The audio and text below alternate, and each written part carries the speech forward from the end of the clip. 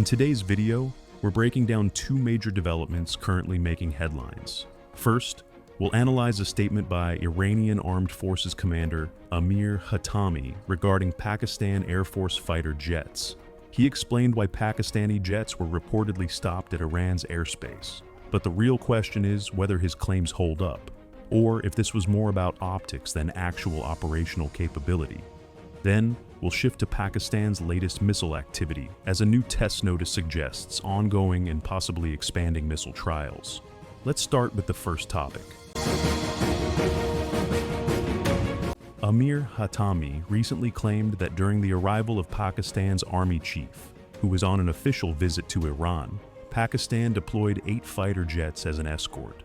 According to him, Iran chose to stop those jets at its border and instead deployed around 16 of its own aircraft to take over security, signaling confidence in its own capabilities.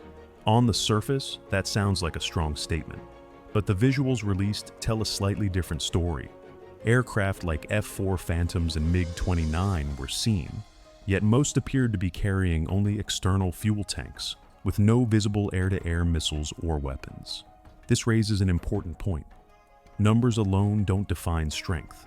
If those jets were not combat-ready, their ability to respond to a real threat would be extremely limited.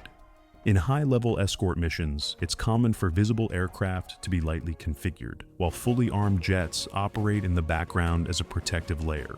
Reports suggest that the Pakistani escort, likely including JF-17 Block 3 fighters, was properly armed and prepared for any contingency. So, while Iran's claim may project strength, the actual operational picture appears more nuanced. That said, Hatami did express respect for the visiting Pakistani leadership, and meetings in Tehran focused on expanding defense cooperation, possibly influenced by broader regional pressures.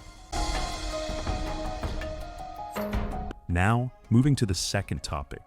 Pakistan's missile program continues to gain momentum.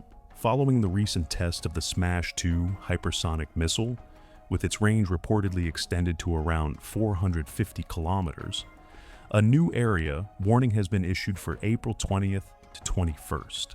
The designated zone starts near Ormara and stretches about 200 kilometers into the Arabian Sea. Such warnings are standard before missile tests, restricting civilian and commercial traffic for safety reasons. However, the size of the zone is what's drawing attention. In previous tests, initial warning areas were later expanded significantly, hinting at longer range capabilities. The same could happen here. There's also a possibility that this test involves a ground launch system targeting the maritime zone. For now, details remain unclear, but one thing is certain. Pakistan's missile development cycle is active, and further tests are likely ahead. That's all for today's analysis. Stay tuned for more updates.